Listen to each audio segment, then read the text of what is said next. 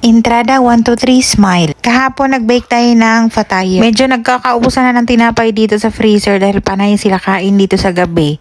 Kukunin na lang nila itong mga tinapay na to na nakalagay lang sa freezer tapos sila na yung mag-init-init. Ito din yung dinner namin kahapon lahat tapos ito din yung lunchbox ng mga bata. Baon nila sa school. Ilalagay ko ang complete recipe sa screen o di kaya sa comment section. Dinobol ko yung recipe dyan. Bali yung pangalawang recipe instead na 1 cup ng yogurt, naglagay ako ng 1 cup na discarded starter. Ginamit ko lang yung discarded starter instead of itapon dahil sayang naman. Tapos kung wala kayong discarded starter, mag-add kayo ng 1 cup ng yogurt. Yun lang yun.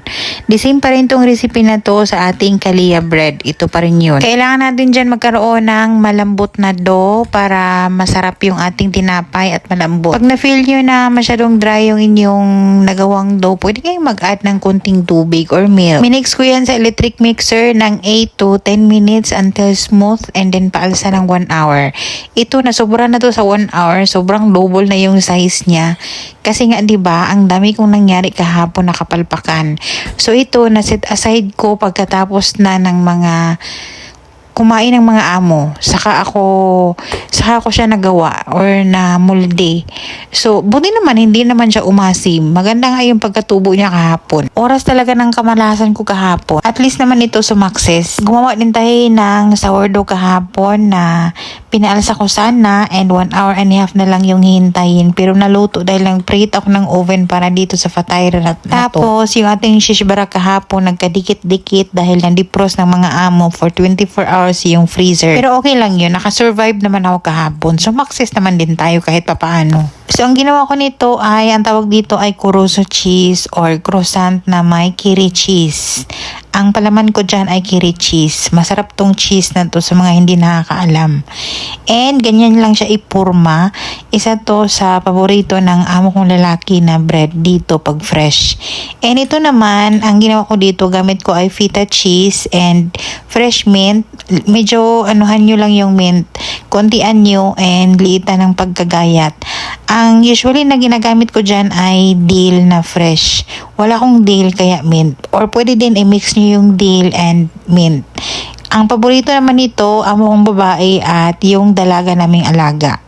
Isa to sa paborito niyang ginawa ko na bread.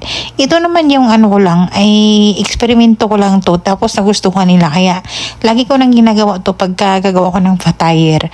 And ito naman, ito ay za'atar. Naglagay lang ako ng olive oil dyan para magiging ganyan siya. Pwede nyo ring hulmahin na mini pizza. Yung lagi natin ginagawa. Fatire din yun, yung mga mini pizza na yun. And ipabilig nyo ng maliliit. Tapos ito yung ilagay nyo sa top. And this time, ginawa ko lang siyang parang croissant din siya. Ang main purpose talaga ng fatire dough na to, kaya ako gumawa kasi marami kaming sobra na spinach na dahon. Sayang naman yun. And gusto kong gumawa ng fatire na yung palaman ay spinach, yung maasim na may pomegranate yun. Paborito din yun ng nawala ko sanang alaga. So, yun sana yung gagawin ko sana para hindi masayang yung spinach. Kaso, di ba, nagkabuhol-buhol yung gawa ko kahapon. Kaya, tinamad akong gumawa nun. Lutuin pa kasi yun. Kaya, ayun, napunta na lang tayo sa cheese, za'atar, at itong feta bread. So, yung feta cheese na to, feta bread, feta na palaman. Nilagyan ko lang ng mint kasi yung palaman natin may mint. After na molde, pinarest natin ng 30 minutes to 1 hour bago natin i-bake. Binake ko yun ng 325 Fahrenheit ng 20 minutes and then inap ko yung apoy to broil ng at least mag-golden brown yung top. And then yan na. Yung mga toppings dyan, yung sa kuroso, yun, sesame and black seeds. Tapos yung may za'atar na palaman, za'atar din yung nilagay ko sa toppings. Yung brioche natin ay yun, milk yun. Pwede din naman egg wash. And ito lahat yung nagawa ko, kunti na lang yung nalagay sa freezer dahil yun yung dinner namin lahat. Plus, nilagay ko yan sa baon ng mga bata. And ito din yung almusal ko. The rest, nilagay ko yan sa freezer and iinit-initin na lang nila pag gusto nila.